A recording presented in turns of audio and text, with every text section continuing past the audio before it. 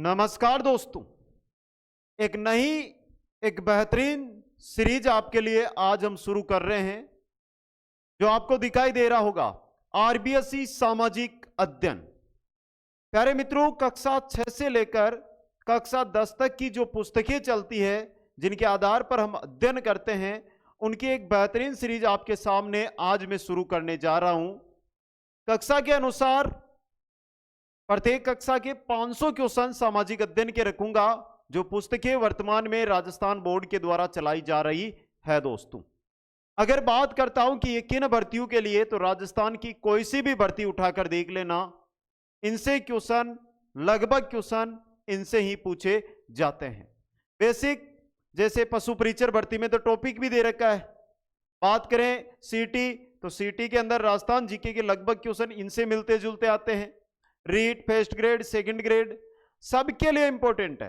और दूसरी बात 500 क्वेश्चन, अगर हम 500 क्वेश्चन देखते हैं वस्तुनिष्ठ, तो लगभग 7 से 8 घंटे का समय लगता है। मैं लेकर आया हूं वन लाइनर, पढ़ो और आगे बढ़ो, पढ़ते जाओ आगे बढ़ते जाओ, सफलता प्राप्त करते रहो। दोस्तों, तो जो भी साथी इस वीडियो पर आए हैं, उन सभी साथियों को सबसे पहले तो होली के इस पावन पर्व की हार्दिक शुभकामनाएं। दोस्तों, अगली होली जब आए 12 महीने के बाद, तो आपके पास हाथ में सरकारी जॉब होनी चाहिए। ये उद्देश्य, ये संकल्प लेकर अगले 1 साल आपको काम करना है। दोस्तों, तो चलिए इस सीरीज को शुरू करते हैं। लाइक शेयर और चैनल को सब्सक्राइब करना ना भूलें। और जिस भर्ती की आप तैयारी कर रहे हो, उन सभी के कंप्लीट नोट्स ऐप में उपलब्ध है। वो नोट्स कुछ अमन ऑनलाइन क्लासेज ऐप के माध्यम से आप प्राप्त कर सकते हो। ऐप की लिंक डिस्क्रिप्शन में दे रखी है। चाहे पशु परीक्षक की तैयारी कर रहे हो, चाहे सीटी की तैयारी कर रहे हो, और जो वर्तमान में है उनकी बात कर रहा हूं मैं। सीटी दोनों स्तर है, और पीटीटी और बीएसटीसी की अगर तैयारी कर रहे हो तो उनके भी कोर्स लॉन्च कर दिए गए हैं। दोस्तों, चलिए पहली स्लाइड की ओर हम बढ़ते हैं। आपके सामने एक एक चीज को आज जो हम देखेंगे वो देखेंगे कक्षा 6 के क्वेश्चन आंसर।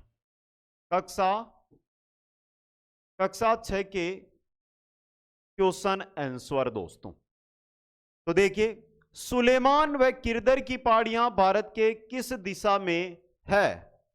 कहां पर है? पश्चिम दिशा के अंदर। भारत में सबसे पहले चावल कहां पर उपजाए गए थे? तो विंध्यन के उत्तर में, विंध्यन पठार, उसके उत्तर में चावल उपजाए गए थे। प्राचीन मगध वर्तमान में किस नाम से जाना जाता है? प्राचीन मगध को हम कहते हैं वर्तमान में बिहार राज्य का तो नाम आपने सुना ही होगा। दोस्तों, समझ गए? आगे चलिए। अब देखिए, ये क्वेश्चन क्यों लेकर आया इस टाइप के में? क्योंकि समय कम ज्ञान ज्यादा। अगर वस्तुनिष्ठ रहते तो समय ज्यादा ज्ञान कम। इससे अच्छा कि तुरंत काम हो जाएगा हमारा। लगभग 500 क्वेश्चन रहेंगे, आप बने रहो इस क्लास पर। इंडिया शब्द की उत्पत्ति किससे हुई है? इंडस से। किससे हुई है? इंडस से उत्पत्ति हुई है। इंडस को संस्कृत में क्या कहा गया है? सिंधु। इंडस का संस्कृत में अर्थ होता है सिंधु। क्या होता है? सिंधु। भरत शब्द का उल्लेख सर्वप्रथम कहां पर हुआ? तो ऋग्वेद में। कहां पर हुआ? ऋग्वेद के अंदर। दोस्तों, प्राचीन काल में हाथ से लिखी गई पुस्तकें क्या कहलाई? क्या कहलाई? पांडुलिपि। क्या कहलाई प्यारे मित्रों? पांडुलिपि कहलाई। दोस्तों, समझ गए? चलिए आगे। पांडुलिपि किस पेड़ के पत्तों पर लिखी गई? तो ताड़ पेड़ के पत्तों पर। अब ऐसे क्वेश्चन शायद आपने पहली बार पढ़े होंगे, पढ़े ही नहीं होंगे बहुत सारे साथियों ने। ऐसे क्वेश्चन है। दोस्तों, पांडुलिपि के लिए अंग्रेजी भाषा में किस शब्द का प्रयोग किया गया है? मैन्युस्क्रिप्ट का। पांडुलिपि अंग्रेजी भाषा में क्या बोलते हैं? मैन्युस्क्रिप्ट बोलते हैं। अंग्रेजी में बीसी, हिंदी में ईसा पूर्व का अर्थ क्या होता है? अंग्रेजी में बीसी, हिंदी में ईसा पूर्व का अर्थ होता है बिफोर क्राइस्ट। Before Christ. समझ गए? आगे चलिए। नेक्स्ट, अंग्रेजी में एडी, ईसा मसीह के जन्म से पहले का अर्थ क्या था? एनो डोमिनी। दोस्तों, एडी के स्थान पर अन्य किन शब्दों का प्रयोग किया जाता है? सी, कॉमन एरा। किसका किया जाता है? कॉमन एरा का। बीसी के स्थान पर अन्य किस शब्द का प्रयोग किया जाता है? बीसी के स्थान पर BCE, before common era, before common era का प्रयोग किया जाता है दोस्तों। समझ गए? चलिए आगे आगे देखिए, कभी कभी अंग्रेजी भाषा में प्रयोग किए जाने वाले अक्षर बीपी का क्या अर्थ होता है? बीपी का होता है बिफोर प्रेजेंट, वर्तमान से पहले, वर्तमान से पहले। करसी का आरंभ कब से माना गया है? करसी का आरंभ माना गया है 8000 वर्ष पूर्व से, 8000 वर्ष पूर्व से। सिंधु सभ्यता का प्रथम नगर का अस्तित्व कितना पुराना है? सिंधु सभ्यता के प्रथम नगर का जो अस्तित्व है वो 4700 वर्ष पूर्व का है। किसका है? यह हमारे राजस्थान का ही है। बताओ कौन सा है वो? पढ़ा है आपने तो। चलिए आगे, पूरा पाषाण काल की अवधि क्या मानी गई है? क्या मानी गई है? 20 लाख साल से पहले से 12,000 साल पहले, पूरा पाषाण काल की अवधि की बात यहां पर कर रहे हैं। गंगा घाटी में नगर कितने पुराने माने गए हैं? तो गंगा घाटी के नगर माने गए हैं 2500 वर्ष पुराने। कितने? 2500 वर्ष पुराने। आरंभिक मानव को किस नाम से जाना जाता है? तो आरंभिक मानव आखेटक खाद्य संग्रह के नाम से जाना जाता है।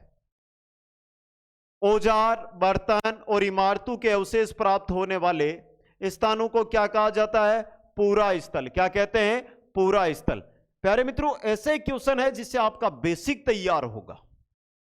जो चीजें हम पढ़ते हैं लेकिन ऐसी चीजें आपको कहीं पर भी नहीं मिलेगी, वो चीजें लेकर आया हूं। भारत में किन स्थानों पर गुफाओं में राख के अवशेष मिले हैं? गुफाओं में राख के अवशेष मिले, कुरनूल की जो गुफाएं हैं वहां पर। मेसोलिथ काल से प्राप्त उपकरणों को क्या कहा गया है? मेसोलिथ काल से प्राप्त उपकरणों को माइक्रोलिथ कहा गया है। क्या कहा गया है? माइक्रोलिथ कहा गया है दोस्तों। आगे चलिए, पाषाण काल को कितने भागों में विभक्त किया गया है? तो 3 भागों में। पहला है पूरा पाषाण, मध्य पाषाण व आधे उत्तर या नव पाषाण। तो पाषाण 3 भाग है, पूरा, मध्य, आधे। समझ गए? आगे चलिए, किस पाषाण काल में हमें पर्यावरणीय परिवर्तन देखने को मिलते हैं? तो पर्यावरणीय परिवर्तन मेसोलिथ यानी मध्य पाषाण काल के अंदर देखने को मिलते हैं दोस्तों। मेसोलिथ या मध्य पाषाण काल का समय क्या माना गया? क्या माना गया है? 12,000 साल पूर्व से 10,000 साल पूर्व। यह भी अच्छा क्वेश्चन बन सकता है, सीधा पूछा जा सकता है दोस्तों। चलता फिरता खाद्य भंडार किसे कहा जाता है? जानवर को। चलता फिरता खाद्य भंडार जानवर को कहा जाता है। ब्रुजहोम कश्मीर, ब्रुजहोम कश्मीर में प्राप्त गड्ढे के नीचे के घर को क्या कहा गया है? क्या कहा गया है? घृतवास। क्या कहा गया है? घृतवास कहा गया है। भारत में सबसे प्राचीन पशुपालन व कृषि के संकेत कहां पर मिलते हैं? मेहरगढ़ में। भारत में सबसे प्राचीन पशुपालन व कृषि के संकेत कहां मिलते हैं? मेहरगढ़ के अंदर मिलते हैं दोस्तों। आगे चलिए, नवपाषाण काल का सबसे प्रसिद्ध स्थल चताल हयूक कहां पर है? चताल हयूक है तुर्की में। कहां पर है? तुर्की में। मानव के बसने की प्रक्रिया कब से शुरू होती है? तो मानव के बसने की जो प्रक्रिया है वो लगभग 12,000 वर्ष पूर्व से शुरू होती है। 12,000 वर्ष पूर्व से। नवपाषाण युग का आरंभ कब से हुआ? नवपाषाण युग की बात कर रहे हैं तो 10,000 वर्ष पूर्व से नवपाषाण काल है वो प्रारंभ होता है दोस्तों। चलिए, एक बेहतरीन जानकारी जो साथी जुड़े हुए हैं उनके लिए लेकर आया हूं, थोड़ा ध्यान से समझ लेना इसको। प्यारे मित्रों, पिछले 4 साल से YouTube के माध्यम से आपके सामने हर चीज की मैं तैयारी करवा रहा था, लेकिन अब हमने सोचा क्यों ना बच्चों के पास हम जाए कंप्लीट सिलेबस के साथ, कंप्लीट कोर्स के साथ। और इसी को लेकर जो ऐप है हमारा, उस ऐप पर हमने कोर्स लॉन्च कर दिए हैं। और वर्तमान में कोर्स की बात मैं क्यों कर रहा हूं आपके सामने? क्योंकि स्पेशल ऑफर सभी कोर्सों पर चल रहे हैं, जिससे आप तैयारी में लगोगे अब तो वहां से तैयारी करो दोस्तों। बेहतरीन तैयारी करवाने की गारंटी है। क्वेश्चन आंसर ऐसे दूंगा जिनसे बाहर एग्जाम में क्वेश्चन नहीं जाएंगे। जो साथी रीड सेकंड ग्रेड वाले हैं, वीडियो वाले हैं, जिन 3 भर्तियों की आज तक हमने तैयारी की थी उनको पूछ लो, या वो तैयारी कर रहे तो उनको तो विश्वास है ही दोस्तों। अब देखिए कोर्सों के अंदर पहला कोर्स मिलेगा आपको पशु परिचर का, मात्र 299 में। 2 नंबर पर सीईटी 10th+2 और ग्रेजुएशन लेवल दोनों कोर्स है, और ये दोनों कोर्स आपको 499 रुपए में मिलेंगे। इसके अलावा पीटीटी और बीएसटीसी दोनों के अलग अलग कोर्स अवेलेबल है। जो साथी नए साथी हैं जो बीएड करना चाहते हैं, बीएसटीसी करके यानी डीएलएड करके अध्यापक बनना चाहते हैं, उनके लिए महत्वपूर्ण, और ये दोनों कोर्स भी 499 पर है। और कंप्लीट जो नोट्स, ये जो क्लासें हैं, सब कुछ वहां पर मिलती है। ऐप है उसका लिंक डिस्क्रिप्शन में दे रखा है। होली स्पेशल पर्व का फायदा उठाइए और सभी साथी हमारे साथ जुड़ जाइए। चलिए आगे। हड़प्पा नगरों के ऊंचे भाग को पुरातत्ववेताओं ने क्या कहा? क्या कहा? नगर दुर्ग। मोहनजोदड़ो से प्राप्त विशाल स्नानागार में जल रिसाव को रोकने के लिए किसका प्रयोग किया गया? या तो प्लास्टर का या चारकोल का। प्लास्टर का या चारकोल का प्रयोग किया गया दोस्तों। चलिए आगे। प्राचीन काल में बाट निर्माण में किस पत्थर का प्रयोग किया जाता था? चट पत्थर। बाट निर्माण, बाट क्या होता है? तोलने के लिए जो काम में लेते हैं ना, 1 केजी का, 2 केजी का, 5 केजी का, वो चीज दोस्तों। हड़प्पा कालीन नगरों का निर्माण कब शुरू हुआ था? 4700 साल पहले या 4700 वर्ष पहले हड़प्पा कालीन जो नगर है उनका निर्माण शुरू हुआ था दोस्तों। प्राकृतिक रूप से प्राप्त होने वाला सामान या फिर किसानों व पशुपालकों से प्राप्त सामान क्या कहलाता है? कच्चा माल कहलाता है। हड़प्पा के लोग तांबे का आयात कहां से करते थे? वर्तमान राजस्थान। नीम का थाना कौन सी सभ्यता? पढ़ ली होगी आपने, 2 सभ्यताएं हैं वहां से। चलिए आगे। मेहरगढ़ में कपास की खेती के प्रमाण कितने वर्ष पुराने? कितने वर्ष पुराने हैं? 7000 वर्ष पुराने। 7000 वर्ष पुराने। हड़प्पा काल में सोने का आयात कहां से होता था? सोने का आयात होता था कर्नाटक से, और वर्तमान में भी भारत में सोना कर्नाटक से ही निकलता है दोस्तों। चलिए आगे। हड़प्पा काल में तांबे के साथ साथ मिलाई जाने वाली धातु टिन का आयात कहां से किया जाता था? तो वर्तमान में जो आधुनिक ईरान है ना, ईरान और अफगानिस्तान से। धोलावीरा नगर कहां पर स्थित है? धोलावीरा है गुजरात में। वर्तमान गुजरात राज्य में धोलावीरा स्थित है। धोलावीरा से प्राप्त अभिलेखों को किसमें जड़ा गया? किसमें? लकड़ी में। किसमें जड़ा गया है? लकड़ी के अंदर जड़ा गया है दोस्तों। चलिए आगे।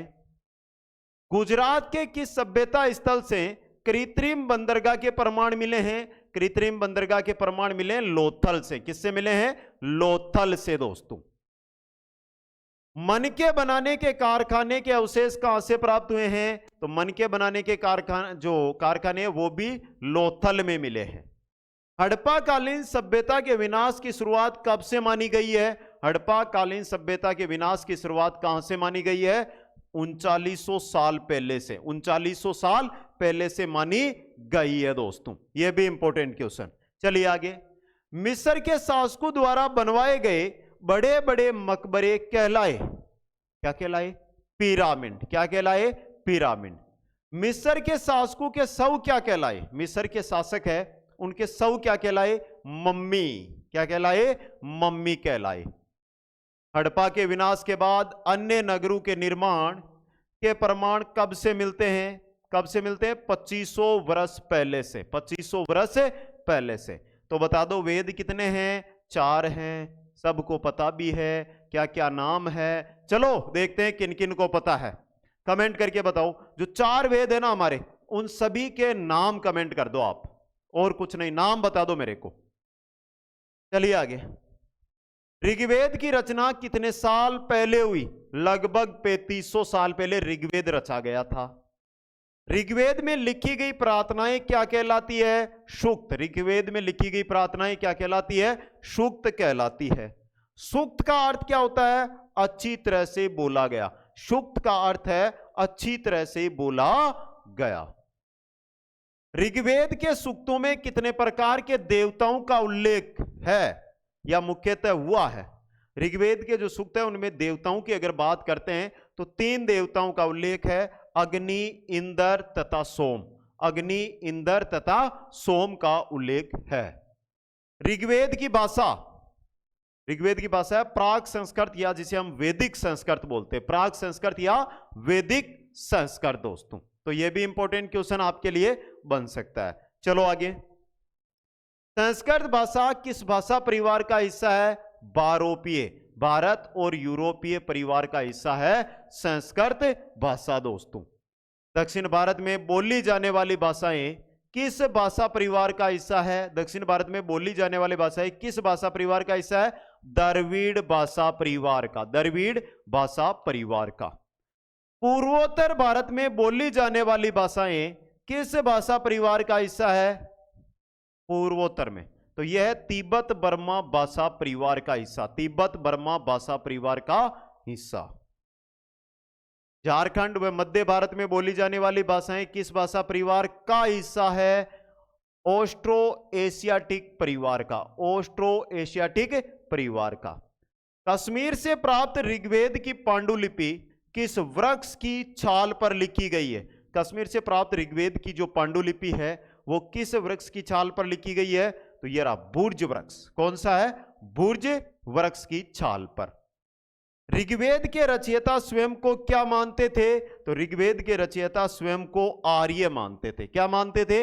आर्य मानते थे दोस्तों। समझ गए? तो एक से बेहतरीन एक चीज आ रही है आपके सामने। चलिए आगे। वैदिक काल में विरोधियों के लिए किस शब्द का प्रयोग किया गया? विरोधी के लिए कौन सा शब्द है उसका प्रयोग किया जाता था?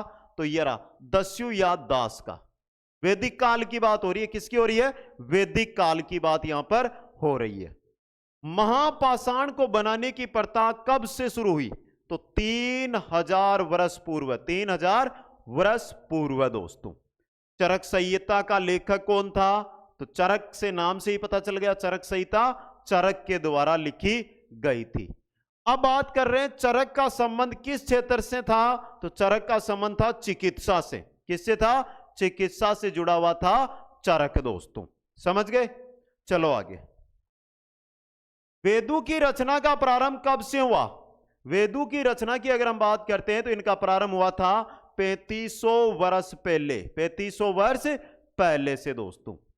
उत्तर वैदिक ग्रंथों की संख्या 3 है। ऋग्वेद तो हो गया, पहला ग्रंथ तो हो गया, 4 ग्रंथ बताए थे हमने। अब 3 बचे, सामवेद, यजुर्वेद और अथर्ववेद। समझ गए? ये उत्तर वैदिक ग्रंथों में आते हैं, उत्तर वैदिक ग्रंथों में इनको माना जाता है। पुरोहितों द्वारा लोगों को कितने वर्गों में विभाजित किया गया? जो आज भी प्रचलित है 4 में। पहले ब्राह्मण, दूसरे क्षत्रिय, तीसरे वैश्य और चौथे शूद्र। ब्राह्मण, क्षत्रिय, वैश्य, शूद्र। समझ गए? नेक्स्ट।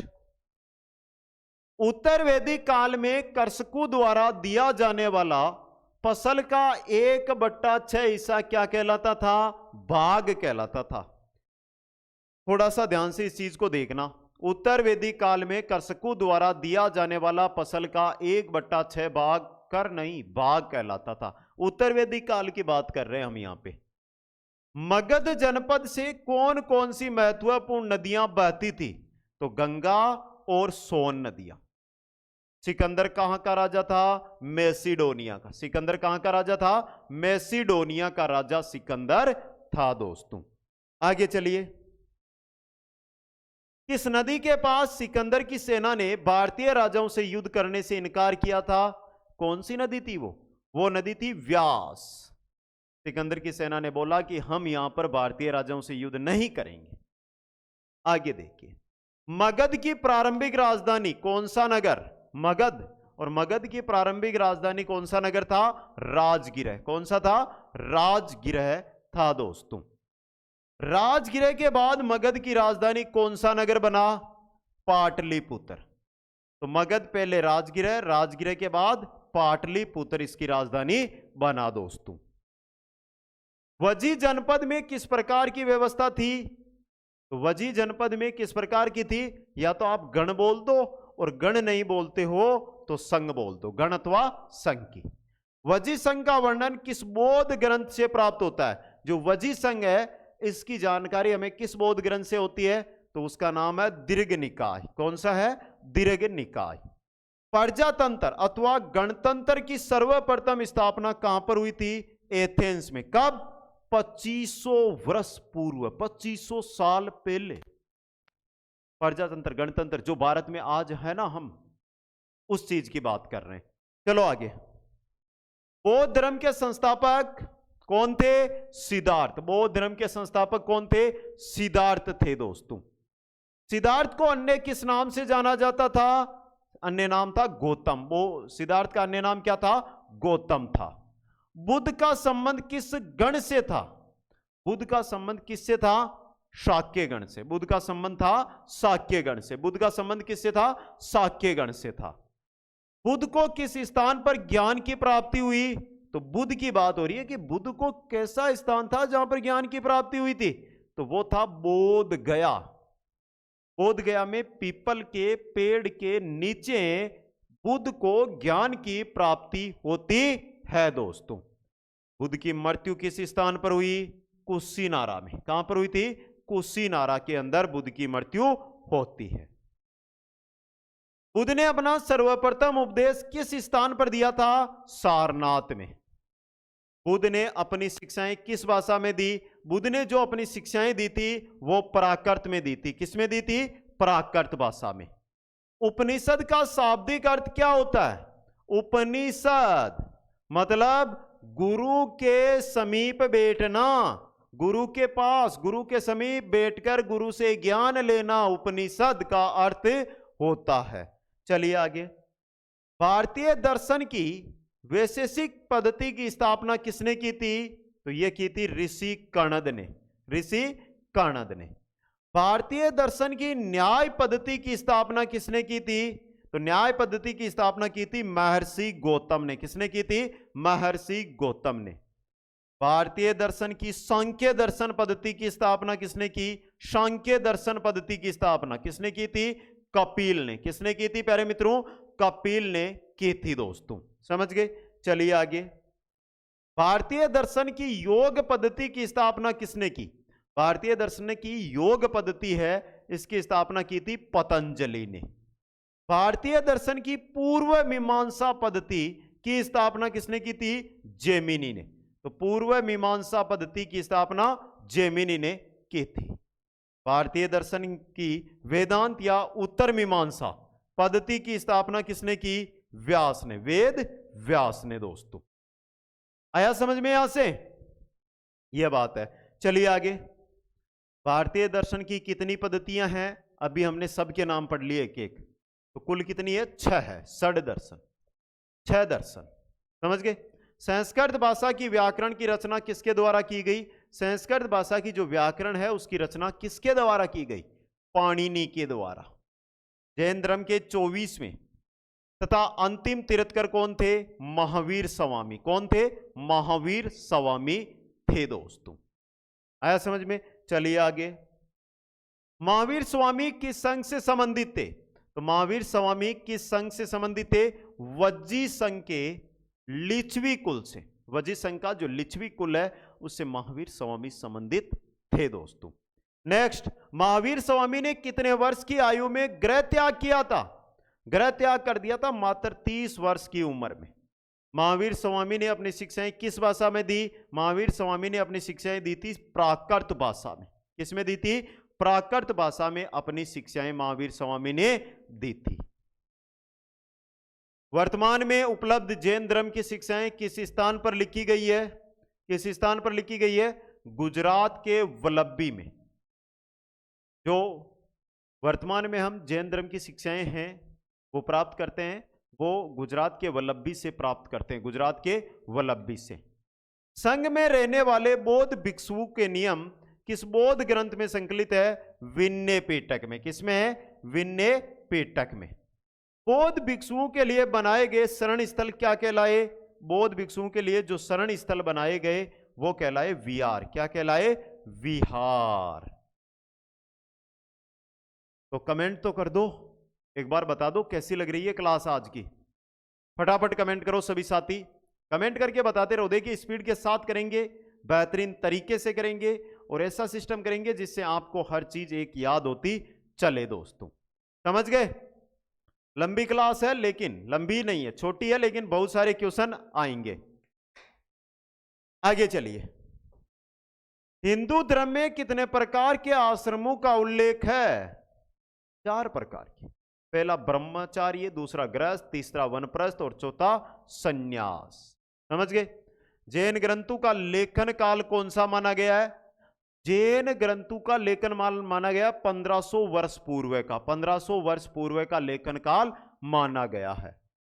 मगध साम्राज्य की स्थापना किसके द्वारा की गई थी? तो मगध साम्राज्य की स्थापना की थी चंद्रगुप्त मौर्य ने। किसने की थी? चंद्रगुप्त मौर्य ने। लग रहे ना क्वेश्चन 1 नंबर के। चलो अगला क्वेश्चन। चंद्रगुप्त की साम्राज्य स्थापना में सहायता किसने की थी? चंद्रगुप्त के साम्राज्य स्थापना में सहायता की थी कौटिल्य चाणक्य ने। चाणक्य के विचार हमें किस पुस्तक से प्राप्त होते हैं? तो चाणक्य के विचार मिलते हैं अर्थशास्त्र से। किस पुस्तक से मिलते हैं? अर्थशास्त्र से। चंद्रगुप्त ने किस वंश की स्थापना की थी? तो चंद्रगुप्त ने की थी मौर्य वंश की स्थापना। किसकी? मौर्य वंश की स्थापना। मौर्य वंश के महत्वपूर्ण शासक कौन थे? मौर्य वंश के महत्वपूर्ण शासक कौन थे?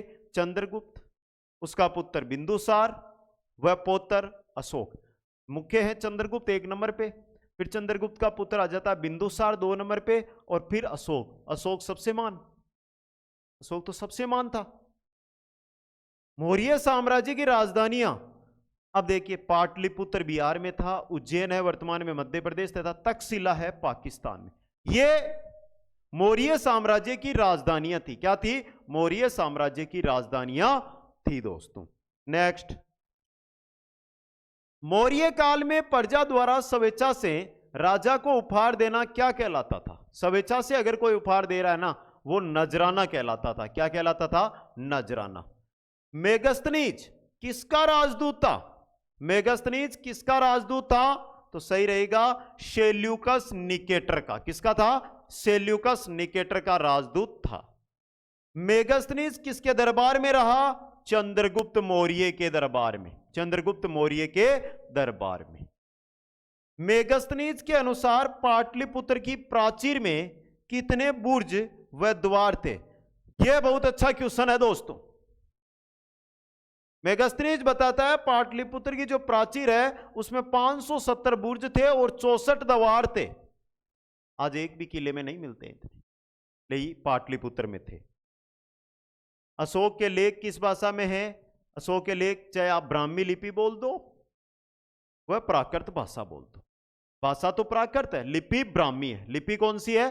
ब्राह्मी लिपि है दोस्तों। सम्राट अशोक ने राजा बनने के कितने वर्ष बाद कलिंग जीता? अशोक ने 8 वर्ष बाद किसको जीत लिया था? कलिंग को जीत लिया था। और कलिंग नाम किसका है प्राचीन? हमारे उड़ीसा का। जो उड़ीसा राज्य है ना, उसका पहले नाम था कलिंग। क्या नाम था? कलिंग नाम था दोस्तों। समझ गए? चलिए आगे। अशोक ने दूत भेजकर धम्म का प्रसार किन किन देशों में करवाया? दूत भेजकर धम्म का प्रसार सीरिया, मिस्र, ग्रीस, श्रीलंका में। सीरिया, मिस्र, ग्रीस व श्रीलंका में। चीन के सम्राटों ने चीन की दीवार का निर्माण कब शुरू करवाया था? 2400 वर्ष पहले। 2400 वर्ष पहले। चीन की दीवार की लंबाई कितनी है? 6400 किलोमीटर। वेरी इंपॉर्टेंट, अच्छा क्वेश्चन। मौर्य साम्राज्य की शुरुआत कब हुई? 2300 वर्ष पूर्व। मौर्य साम्राज्य की शुरुआत 2300 वर्ष पहले हुई थी। कब हुई थी? 2300 वर्ष पहले मौर्य साम्राज्य की स्थापना हुई थी दोस्तों। चलें आगे। भारतीय उपमहाद्वीप में लोहे का प्रयोग है वो कब शुरू हुआ था? लोहे का प्रयोग 3000 वर्ष पहले। प्राचीन समय में भारतीय उपमहाद्वीप के उत्तरी क्षेत्र में गांव का प्रधान व्यक्ति क्या कहलाता था? भारतीय उपमहाद्वीप में उत्तरी क्षेत्र है, उसमें गांव का प्रधान क्या कहलाता था? ग्राम भोजक। ग्राम भोजक। प्राचीन समय में स्वतंत्र शासक क्या कहलाते थे? स्वतंत्र शासक कहलाते थे गृहपति। क्या कहलाते थे? गृहपति कहलाते थे दोस्तों। प्राचीन समय में बिना जमीन वाले व्यक्ति अथवा मजदूर क्या कहलाते थे? तो मजदूर या तो दास कहलाते थे या कर्मकार कहलाते थे, दास या कर्मकार। तमिल की प्राचीनतम रचनाओं को क्या कहा जाता है? क्या कहा जाता है? संगम साहित्य। क्या कहते हैं? संगम साहित्य कहते हैं। धातु की चादर पर ठप्पे द्वारा तैयार सिक्के, क्या धातु की है चादर, ठप्पे के द्वारा जो सिक्के तैयार करते हैं वो क्या कहलाते हैं? आहत सिक्के, ठप्पा मारकर बनाए गए सिक्के कहलाते हैं दोस्तों। समझ गए? तो चलो आगे। संगम साहित्य की रचना कब की गई? 2300 साल पहले। संगम साहित्य की रचना 2300 साल पहले की गई। अरिकामेडु पतन कहां पर स्थित है? अरिकामेडु पतन यह है पुडुचेरी में। कहां पर है? पुडुचेरी में। काली मिर्च को रोमन साम्राज्य में किस नाम से पुकारते थे? काली मिर्च को काला सोना कहते थे। आजकल काला सोना किसको कहते हैं बताओ? आज वर्तमान में काला सोना किसको कहते हैं? पेट्रोलियम। पेट्रोलियम, इनको काला सोना कहा जाता है दोस्तों। समझ गए? तो इंपॉर्टेंट जानकारी रहेगी ना ये। चलो आगे चलते हैं फिर। सातवाहन शासक किस पद के स्वामी कहलाए? बता दो। सातवाहन शासक है जो किस पद के स्वामी कहलाए? जल्दी से बताओ।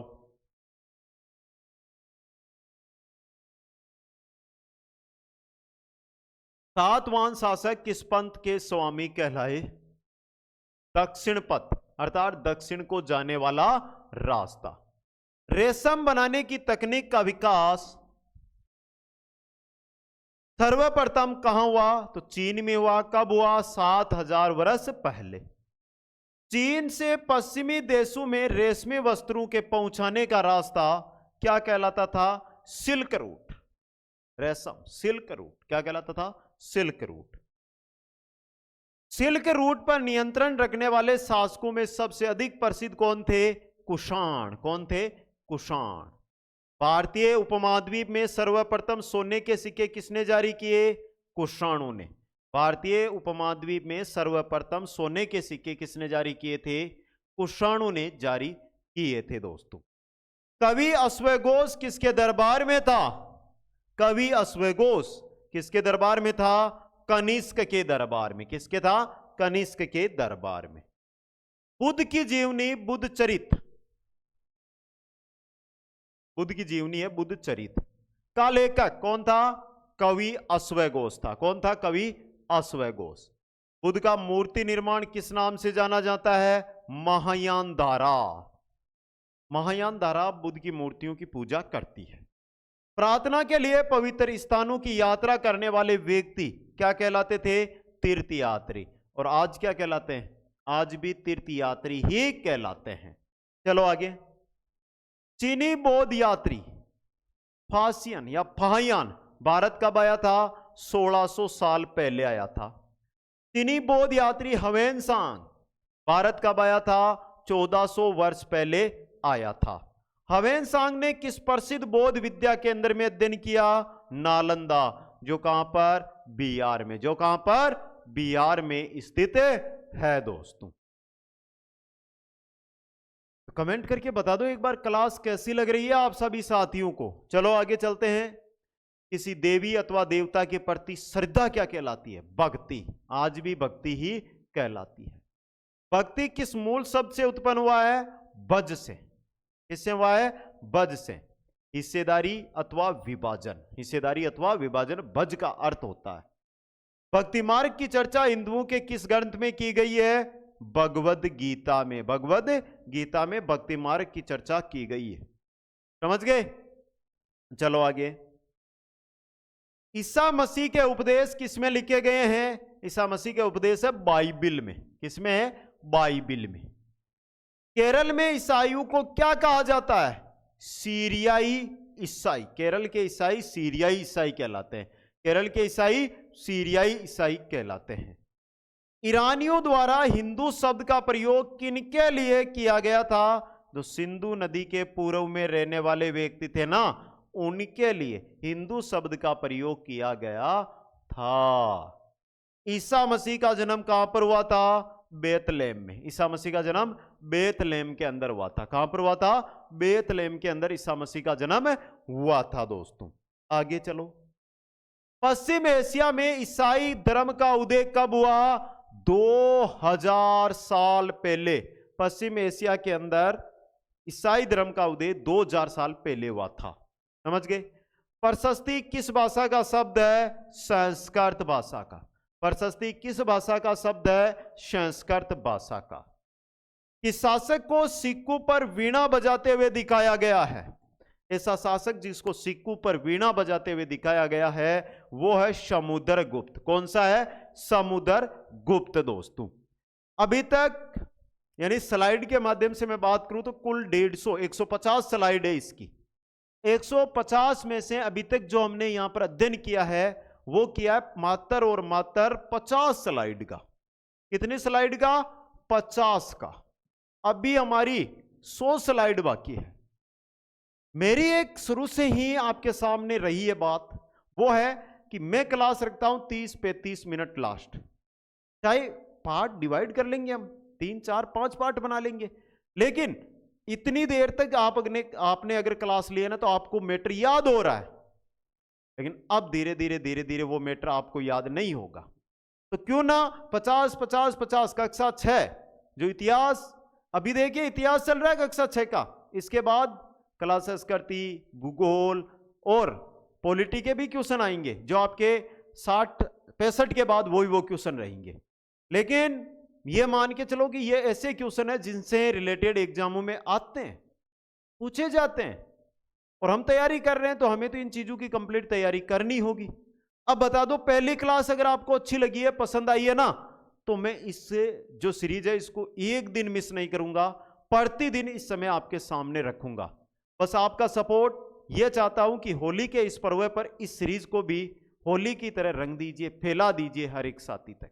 निवेदन है मेरा, लेकिन ज्ञान 1 नंबर का मिलेगा जिससे क्वेश्चन बार ना जाए दोस्तों। तो जिन साथियों, एक बार चलो जानकारी दे देते फिर एक बार।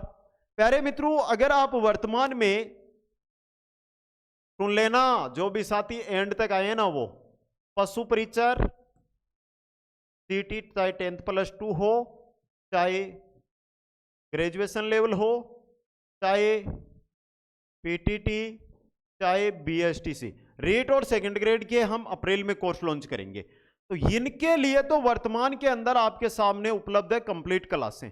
ये क्लासें तो आप कहां से प्राप्त कर सकते हो? ऐप से। ऐप का लिंक डिस्क्रिप्शन में दिया हुआ है, और वहां से जाकर होली स्पेशल पर्व है 50% ऑफ के साथ, एक पुस्तक की रेट में, आप 20 मॉडल पेपर की पुस्तक मार्केट से लाते हो ना, उस रेट के अंदर ये मैटर आपको मिल जाएगा। तो लाइन लगा दो कोर्सों में और जुड़ जाओ वहां पर। बेहतरीन क्लास वहां पर मिलते हैं। क्लास संस्कृति इतिहास पढ़ते हैं, बाकी सब्जेक्ट तो अलग पढ़ाएंगे, लेकिन क्लास संस्कृति इतिहास तो हम ही पढ़ेंगे दोस्तों। तो आज की क्लास कैसी लगी कमेंट करके बताएं। वीडियो को लाइक, शेयर और चैनल को सब्सक्राइब करना ना भूलें। इस प्रकार हाथ मिलाकर आगे बढ़ते रहिए और सफलता को प्राप्त करते रहिए। जय हिंद, जय भारत।